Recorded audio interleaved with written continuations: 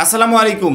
HSC 2026 সালের পরীক্ষার্থীরা, video শুরুতেই আমি তোমাদেরকে গুরুত্বপূর্ণ একটা প্রশ্ন করব, যেই প্রশ্নের উপর তোমার পরবর্তী টোটাল ভবিষ্যৎটা নির্ভর করছে, যে সামনে এইচএসসিতে তুমি কেমন রেজাল্ট করবে বা কেমন প্রিপারেশন নিয়ে পরীক্ষার হলে যাবে।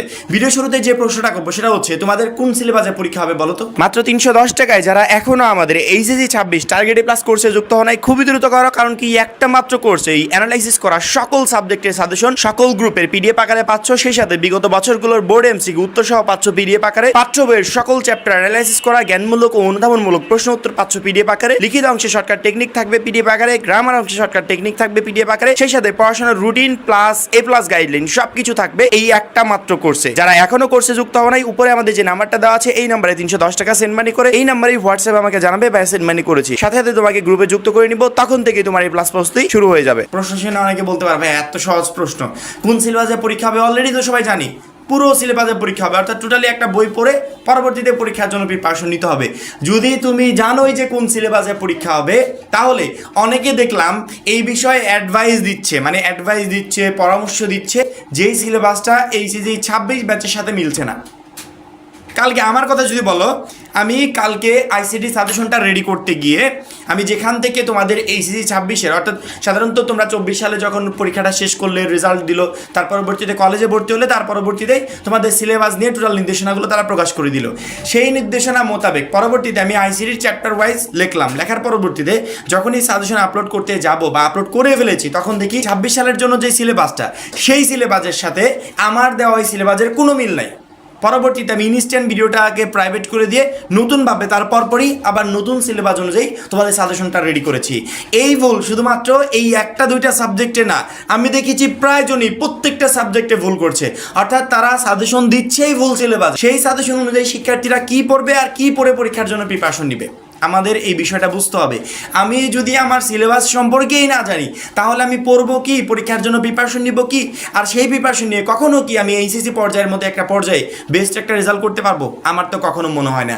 এই জন্য আমার মনে প্রত্যেকটা শিক্ষার্থীরই নিজের সিলেবাস সম্পর্কে সচেতন হওয়া উচিত, সেই সিলেবাসটা কমপ্লিট করে তার পরবর্তীতে পরীক্ষার হলে যাওয়া উচিত। এখন তোমাকে যারা সাজেশন দিচ্ছে, তুমি আগে খেয়াল করে দেখবে যে তোমার বইয়ের চ্যাপ্টারগুলোর সাথে সেই সাজেশন মিলছে কিনা। কারণ কি, আমি তোমাকে ভুল সাজেশন দিতেই পারি, আমার ভুল হতেই পারে, আরেকজন ভুল সাজেশন দিতেই পারে। তুমি সেটাকে অন্ধের মতো বিশ্বাস করে কেন গ্রহণ করবে? আমার বিষয়গুলো যাচাই বাছাই করে দেখবে না? সোহেল ভাইয়া তোমাকে একটা সাজেশন দিল, তুমি সেটা নিয়ে পড়াশোনা শুরু করে দিবে। তুমি একবারের জন্য কি যাচাই করেছো যে সোহেল ভাইয়া যে চ্যাপ্টারগুলো দিয়েছে, দেখি তো আমার বইতে এই চ্যাপ্টারগুলো আছে কিনা? সোহেল ভাইয়া যে মানবন্ধনটা দিয়েছে, দেখি তো আমার বইতে সেই মানবন্ধনটা আছে কিনা? অবশ্যই তোমাকে যাচাই করতে হবে। কারণ কি, তুমি আমার দেওয়া ভুল সাজেশন মতো প্রিপারেশন নিয়ে পরীক্ষার হলে যদি যাও, কখনো প্রশ্ন কমন পাবে না। কারণ কি, তোমার সিলেবাসটাই তো ঠিক ছিল না। আমাদের পক্ষ থেকে, অলওয়েজ আপডেটের পক্ষ থেকে সর্বোচ্চ চেষ্টা করা হয় প্রত্যেকটা বিষয় নিখুঁতভাবে, নির্ভুলভাবে দেওয়ার জন্য, যাতে কোনো শিক্ষার্থী বিপদে না পড়ে। কিন্তু এরকম নিখুঁতভাবে সবাই দিচ্ছে কিনা, এটা তোমাকে যাচাই করতে হবে। আমাদের এতগুলো বছর যাবৎ একরকম একটা সিস্টেমে পরীক্ষা হয়ে আসছিল, এখন কিন্তু আর সেই সিস্টেম নাই।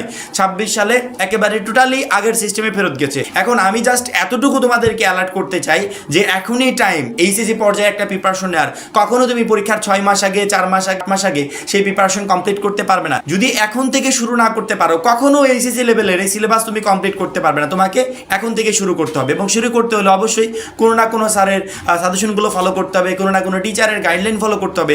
সেক্ষেত্রে আমি যেই গাইডলাইনটা ফলো করছি সেটা অ্যাকুরেট কিনা সেটা যাচাই করে পরবর্তীতে ফলো করতে হবে। যদি ভুল গাইডলাইন অনুযায়ী প্রিপারেশন নিই, সেই প্রিপারেশনটা আমি পরিশ্রম করে নিব, মাসের পর মাস সময় নষ্ট করব, কিন্তু ওই প্রিপারেশন পরীক্ষার হলে গিয়ে কোনো কাজে লাগবে না। এইচএসসি 26 ব্যাচের শিক্ষার্থীরা বারবার করে প্রশ্ন করছিল, ভাই আমাদের সাজেশন কবে দিবেন? পরবর্তীতে এই 3 থেকে 4 দিন হলো তাদের সাজেশন নিয়ে কাজ শুরু করে দিয়েছি। বাংলা প্রথম, দ্বিতীয়, ইংরেজি প্রথম, দ্বিতীয় এবং আইসিটি আবশ্যিকের অল সাবজেক্টের সাজেশন কমপ্লিট করে ফেলেছি। এখন শুধুমাত্র গ্রুপ ভিত্তিক সাবজেক্টগুলো আপলোড করব, এবং এই সাজেশনের পিডিএফগুলো আমি যে 310 টাকার কোর্সের কথা বললাম সেখানে কিন্তু অ্যাড করা আছে। যারা কোর্সে যুক্ত আছে তারা আবার পিডিএফ পেয়ে যাচ্ছে, সেই সাথে আমাদের সকল শর্টকাট যে ফরম্যাটগুলো আছে, টোটাল এভরিথিং তারা পেয়ে যাচ্ছে। এই সাজেশনগুলো রেডি করতে গিয়ে এই ধরনের অনেক ভুল আমার চোখে পড়েছে, যেই ভুলগুলো শিক্ষার্থীরা যদি এখনই বুঝতে না পারে, পরবর্তীতে গিয়ে প্রচণ্ড পরিমাণে যে বিপদে পড়বে, সেটা যখন বিপদে পড়বে তখনই বুঝতে পারবে। আমি এখন থেকে অ্যালার্ট করে দিলাম, বিশেষভাবে আমার সাথে যারা কানেক্টেড আছো, যুক্ত আছো, প্রত্যেকটা শিক্ষার্থী যেন অ্যালার্ট হয় এবং সেই অনুযায়ী প্রিপারেশন নেয়, যাতে এইচএসসি পর্যায়ে সে একটা বেস্ট রেজাল্ট করতে পারে। আশা করি প্রত্যেকটা শিক্ষার্থী বুঝতে পেরেছো। এখন এই পর্যন্তই।